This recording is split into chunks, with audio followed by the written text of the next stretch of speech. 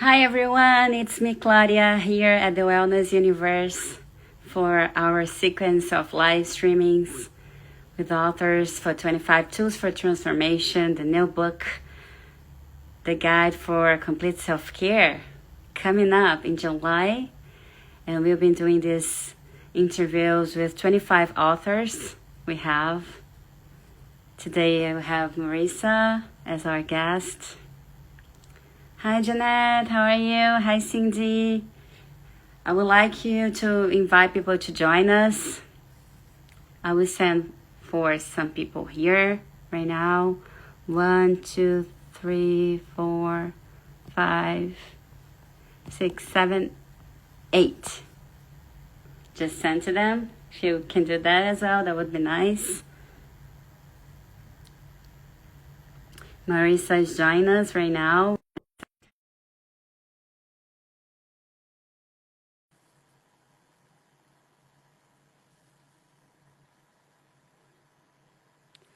I'm super excited for talk about her chapters, the 12th of the book. Hello, Marisa. Oh, hello there. How are Great. you? How about yourself? I'm good. I'm just a little nervous. I've never done an Instagram Live before. Oh, you're perfect. You're perfect. You have to be nervous. Actually, you are the one that will share with us all your light, everything you've been doing, journey, and also this chapter, this amazing chapter you share with us. It's just a talk, you know that. First of all, I want to say thank you for you being with us, sharing your experiences, being here right now for this interview. I'm super grateful. Oh, thank you for having me. I'm actually not so nervous about the interview because I've done a lot of them, but it's more the technology with Instagram Live that I'm not used to using my phone. Yeah, but But I'm looking forward to our conversation. I'm sure it'll be amazing. great. It's working so far, so we are more than good. Perfect. Perfect. We are going to the sixth book, 25 Tools for Transformation.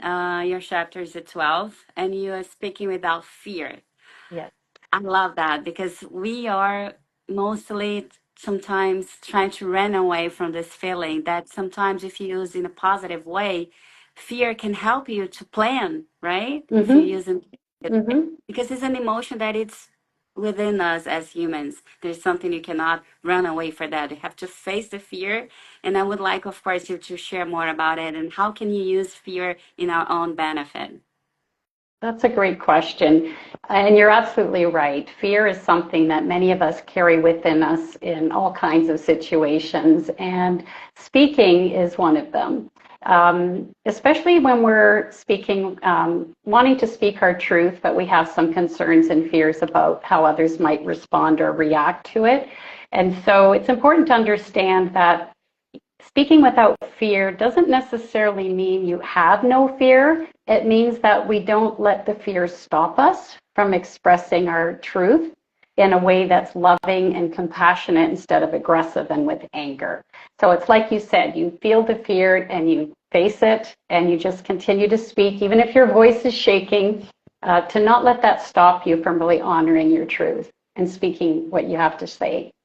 I love that. I mean, right now we are in a safe space, although you're saying in the beginning that, oh, I was kind of nervous with the technology and what is with the unknown, things that it's not common, obvious for us. It's right now it's easy for us to talk about it because you're in a safe space. Yes. I'm here at my place, you're at yours, so we're talking here. But in a situation that we are kind of like deep in the situation and you're fearing, like your hands can be getting sweat or you're saying a heartbeat's faster. How can you get out of the situation as you're saying, like speaking, even if you're shaking? How can we do that in the situation? Well, one of the things that works for me is just taking a few moments to do heart-brain coherence practice. Mhm. And that doesn't take very long, but can help you to calm down and to relax and to feel more centered and grounded. And it basically is just taking a moment to, put your hand on your heart. You can close your eyes or look down, whatever is most comfortable for you. And just taking some deep breaths, focusing on your heart and doing that for a little bit. And then breathing as if you're breathing in and out through your heart. So you just slow down the breathing. You start breathing a little more rhythmically. And then you focus on something that you move into a feeling of appreciation for something that's easy for you, something that makes you smile, that makes your heart sing. And when we stay in that feeling of appreciation, it really helps us to calm our nervous system. And so that's something we can do even before we're about to have a conversation with someone that we feel might be a conflicting situation where someone might not be happy with what we have to say. Just taking those few moments beforehand can really make a huge difference. I love that. I've been studying about brain and heart coherence, and it's like a jump, a quantum physics like jump. Mm-hmm. Start to connect with your heart, because most of the time, here's the things that we are fearing, it's in our mind, it's in our head. Yes. It's not gonna happen like that. The majority, pretty much, I would say. Yeah. And sometimes the fear, we make it up because of our anxiety and our uncertainty about situations. And sometimes the fear is coming from our past experiences, right? So if we've had past experiences with particular individuals where, every time we try to express ourselves or we try to have healthy boundaries, we get attacked or we get judged or criticized or we're told we're selfish, then that can make us feel more reluctant to speak up, right? Because that kind of shuts us down and it makes it difficult for us to speak. And so one of the things that has helped me in the past because I, like many people, have had those experiences, right? Especially with some family members. And so when we're about to start a conversation with a family member where we want to express ourselves and we have some kind of a fear or anxiety that they might get upset, even just expressing that first and just saying, I really want to have a heartfelt conversation with you and I'm feeling some anxiety. I'm a little bit concerned that what I have to share might upset you, but that's not my intent. And I want you to know that right from the beginning. And I also want to be able to share my truth with you because my relationship with you is important to me. And I want us to both be able to feel safe to speak. And so just framing the conversation before you actually share what it is you want to share can also make a big difference in the person's receptivity to what you're going to say. I love that. It's kind of like how you're gonna approach. Maybe the person is like in this position of fight, and you just like start in a different way the dialogue, and the person like, oh, I don't think this is a battlefield. Let's listen to what you have to tell me. Exactly. And then if after you do say what you want to say, they do get upset, another thing you can say is, I'm really sorry if what I just said upset you. Like I said at the beginning, it wasn't my intention. My intention is to whatever your intention is. So the more we can speak from our heart when we're speaking our truth, the easier it is for other people to hear it. The problem comes when people express their truth or start off expressing their truth or trying to be authentic when they haven't been in the past. If they haven't done some of the inner healing work to help them to be able to be grounded and not take things personally that the other person might say, what ends up happening is they end up in a conflict situation that can get not very nice. So the person gets triggered and they might say something nasty to you, and then that activates an unhealed wound within you, and then you react. And then you get into an ego battle where nobody wins. So it's really important when you start on this journey, if you have been suppressing your own needs or your desires, your voice, you haven't been speaking up, to take some time to really do some of that inner healing work and really uncover what are your core wounds, what's been causing you to remain silent, and how can you heal from those wounds and then stand in your power. Yeah. Also once again, about brain and heart coherence that you just mentioned. Mm-hmm. It feels like if you're not aware about that and if you're not connected with that, you're creating more of your past. And that's what you don't want. Yes. Yes, I totally agree. And that's why people keep repeating the same patterns over and over again, because they don't know what else to do, right? We fall into these patterns that we've used in the past, even when they don't work. We keep thinking, well, maybe this time it'll be different. Maybe this time it'll be different. But nothing really changes until we change from the inside first. So the work is done from the inside, and then the outside starts to reflect those changes. Yeah, in the chapter you say, like, release your past wounds. How can we do that? To release the past wounds, well, first you have to know what they are, because some people think, for example, when you're in a conversation with someone and you get upset or triggered by them, you think it's because of what they just said to you, or what they did, or what they didn't say that you wanted them to say, or what they didn't do. And yet, if you're really willing to look deeper, you'll realize that that was just the catalyst that brought up the unresolved wounds within you. So if you go deeper and try to understand what's really going on beneath the surface, that's the first step. Not to project blame on the other person and say, well, if you didn't say that, I wouldn't be so angry. Well, the truth is, you wouldn't be angry if there wasn't anger inside of you, right? The only thing that can come out of us is what's inside of us. And so if we take responsibility for our own feelings and emotions, and again, not to blame ourselves for them. Like, let's just get rid of the word blame altogether. It's just to understand, be aware. Because once we're aware of what's going on inside us and we take responsibility for it and responsibility to heal from it, that's where we have the power. Otherwise, we have no power to change. If we keep thinking it's the other person or it's circumstances that are causing the challenges in our lives or our inability to speak, then we're kind of victim to those external circumstances. So the first step is really uncovering what are those core wounds. And then to heal them, there's a lot of healing practitioners that you can access, to help you go through healing processes. There's a lot of things you can do. Even journaling can help, just writing about what's really going on inside of you. Working on forgiveness. There's a lot of things. And in my chapter, the tool that I share is a step-by-step process for releasing past wounds. So I'm not going to give all the juicy details because I want people to read it, but it's a wonderful process that you can use to release any wound that you're still carrying. I love it. Yeah, and also I would add to that, like whenever you know more about yourself and you love more yourself, Yeah. you get to separate it. Like, I'm not what this person is telling I am. I know who I am. Why Yeah. nowadays we give so much credit sometimes for somebody we just met? I mean, let them think what they want to think. Like, it does not means it doesn't mean that this is who I am because I know truly who I am. Yeah, absolutely. And we do take a lot of things that people say personally, and we can be offended or hurt by it, but that's only if there's a part of us that's buying into what they're saying. Like you were saying, once we've done the healing work and we love ourselves and we know that we're wonderful beings, that we all are, then we're going to understand that when somebody criticizes us or says something unloving towards us, it has nothing to do with us. It has to do with their own unhealed wounds that they're projecting onto us. So that allows us to have more compassion and understanding for them instead of judgment and criticism as well. Yeah, and that leads us to the next step that you're saying in the chapter about creating healthy boundaries. Because if Yes, I know who I am and I don't take it personal, it's easier for me, like, no, I won't accept this here. This yes, is going to affect me in a negative way. yes.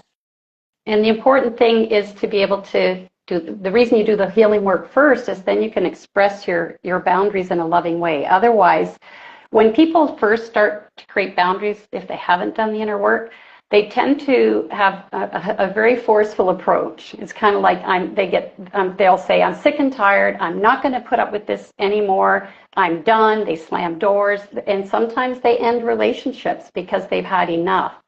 And there's another way to do it. I like to help people learn how to heal so they can create those boundaries from a loving space and see what they can do about transforming their relationships in the process instead of having them create greater separation with the people they care about.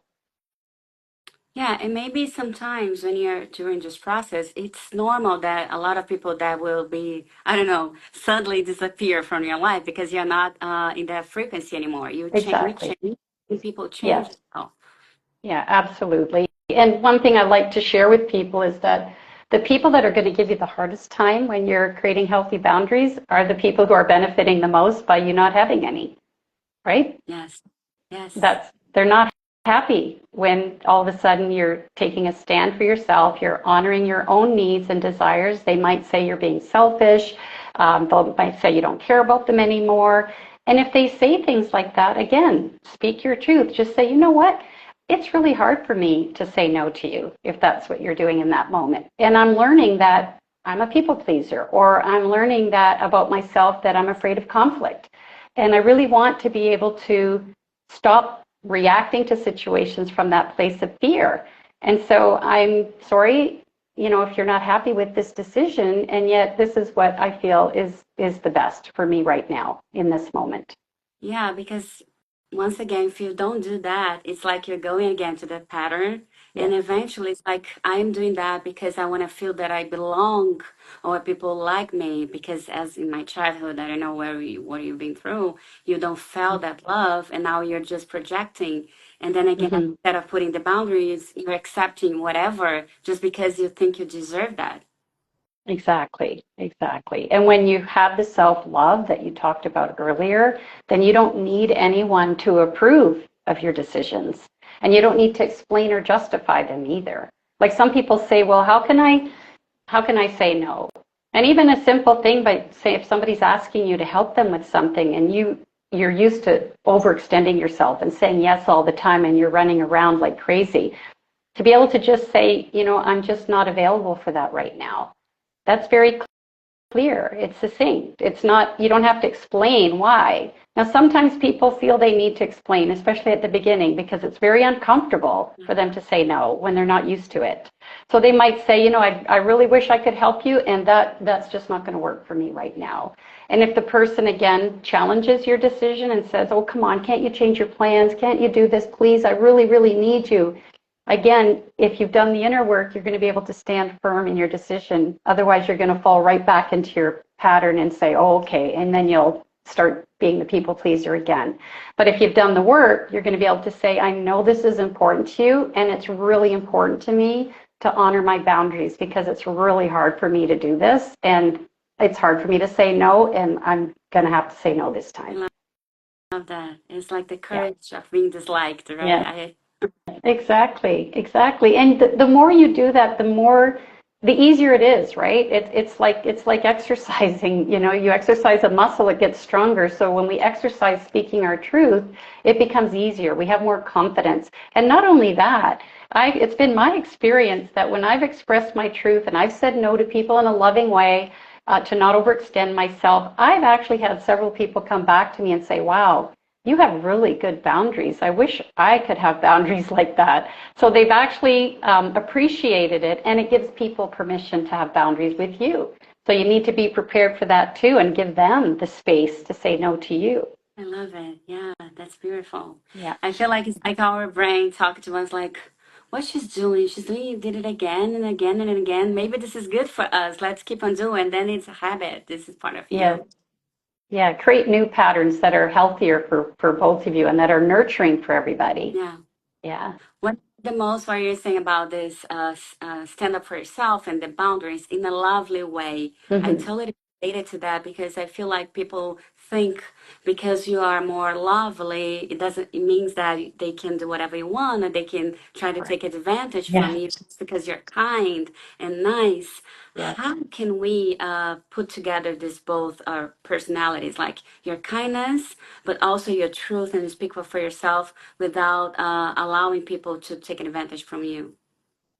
Yeah, well, it's all like, what I was saying before. If you say no to somebody in a loving way and they challenge you, it's about not saying yes afterwards because then they are taking it, you are giving them permission to take advantage of your kindness and your love.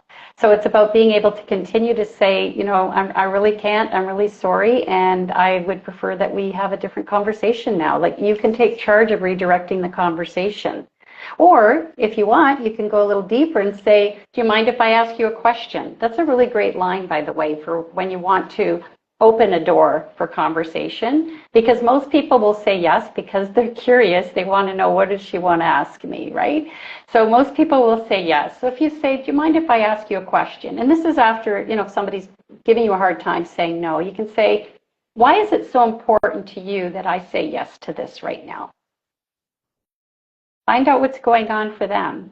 Maybe they're going to say, well, I feel like maybe you don't care about me if you're not going to do this. And then you can say, well, that has nothing to do with it. I do care about you, and I also care about me. And in this situation, it's not going to be in my best interest to help you out. And I don't want to start resenting you, right? So if you tell the person the truth, I don't want to resent you by saying yes all the time. I'm going to start feeling resentment. And then what's that going to do to our relationship? You can say, I love you too much. I care about you too much. I don't want to see that happen. I love it. Yeah. So pretty much speaking without fear, speaking from your heart. Yeah. Yes. Yeah, because if you're in your heart, you can't be in fear, right, at the same time. Or if the fear creeps up, you just go right back into your heart. Because it's going to pop in and out, right? Depending on how the conversation Yeah. goes. Yeah. Yeah, I heard the sentence, I think was Dr. Joe Dispenza saying that love, fear is not the opposite of love. It is the lack of love. Yes, absolutely. Absolutely. I've heard that too. And Yeah. it makes solid sense because as you're saying, if I am in my heart, what can I fear? What's possible? Because Yeah. the creation which is me, life loves me regardless. Right. And if you find yourself in the situation where you start out speaking in a loving way and then you get triggered in the conversation and you start, your energy changes and maybe you become a little harsher, as soon as you notice it and become aware of it, then apologize for it. Just say, you know what, I'm really sorry. I'm noticing that my tone has gotten a little sharp and I'm recognizing that I've gone into some fear. Just own your feelings and what's going on for you. And I'm going into fear because I'm afraid you're not going to like me anymore, or I'm afraid you're going to cut off our relationship if I don't continue to do everything you want me to do. And I don't want to see that happen. And at the same time, I need to stop neglecting my own needs because it's not healthy for me. So again, when you let your heart lead a conversation, you will have different ideas that will come to you on how you can redirect the conversation. But when you go into the fear, we go into defense. And that's where things can get nasty and out of hand. I love it. Yeah. And so I Yeah. was saying, speaking without fear, at first you go with fear regardless and shaking but you go and step Yes. further Yes. and then eventually you are mastering this and everybody as you're saying, we're not gonna make everyone happy, right? It's not possible because we're all Right. humans, but at least Right. you're connected to your truth, to your Yes. essence, who you really are deep inside. Absolutely. And I think it's important to mention that there could be situations where stepping into your power, even in a loving way, in an empowering way, in an authentic way, could cause a relationship to have some challenges where a person might choose to not have you in their life. Or you may need to make that choice if somebody is not willing to treat you with the love and respect that you deserve. And that's a difficult one, right? That's another reason why people put up with, unloving behavior from others, especially their families, because, we're brought up with family is everything. It's important. Blood is thicker than water, all these things, belief systems. And yet, if you continue to allow even a family member to treat you with disrespect and unlovingly, then what is that saying about your self-worth, your self-love? It's not really there. And so a way to handle that is to just, again, speak your truth. You can just say, you know what? I love you. I want to have a relationship with you. And, not but, and it's not okay for you to continue to speak to me with such harsh words and criticism and so unloving. So if you're going to choose to communicate that way with me, then, I'm going to end this conversation. If it's a conversation on a phone or whatever, or I'm going to leave if you're together. And then always with the open door. Just say, when you're ready to treat me with the respect and love that I deserve and what I'm giving to you, my door is always open. I really want to have a relationship with you. However, I'm just not willing to be in this relationship under these circumstances any longer. That's a tough one. And you need to do a lot of work to be prepared for that. Exactly. And I was thinking while you're saying, and after you do that, you close the door of your room and hug yourself. Yes, Like, that's you, great. you Absolutely. girl, you did it, right? And you Yeah, say yourself, absolutely. Yeah, and sometimes you need to take a temporary break for yourself to do some inner work. If you have a really tough relationship with someone, it's okay to tell them, you know what, because again, as long as you're not projecting blame and saying it's all their fault, you can say, I'm realizing I have a lot of issues with you and unhealed wounds from our past. And I need to take some time to do some inner healing work so I can have a better relationship with you. And so during that time, I'm requesting that you don't communicate with me. I don't want, any emails or text messages. And it doesn't mean I don't care about you. It means I care about you so much that I want to do the work that I need to do so we can have a better relationship. And I have done that, and it's worked out amazing. And then you come back to the person when you're ready and see how things go from there.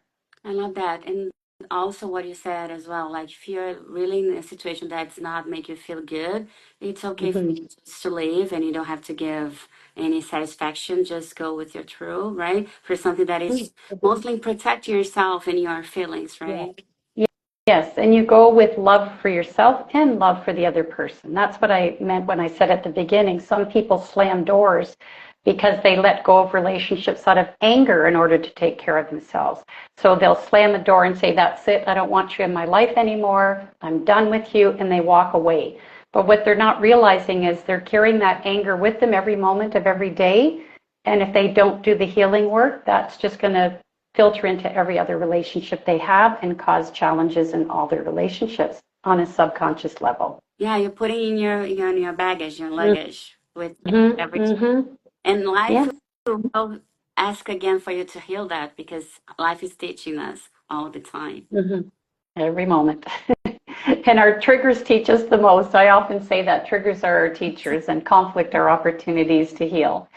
It's another way to look at them instead of trying to avoid them out of fear. Exactly, because the best part of it, if you really truly learn the lesson, you're good to go. Yeah, The next level. exactly, exactly. And you'll know you've learned and done some healing work when you can hear the same things coming from people and it really doesn't affect you anymore. It doesn't trigger you. And not because you're pretending that it doesn't, because you're trying to be spiritual and loving, because it really doesn't. You don't feel the pain that you did before.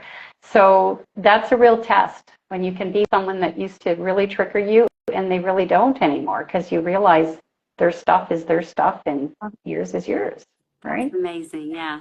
Thank you so much, Mm-hmm. Marisa. I'll be staying here the whole day talking to you as saying you're so wise, so powerful, your Oh, words. Thank you so much. so you're Thank you for being with welcome. us. Thank you for your amazing chapter. I cannot wait to have the book in my hands, to use it in my life. And I hope everybody enjoy and appreciate this interview as well. So I see you soon.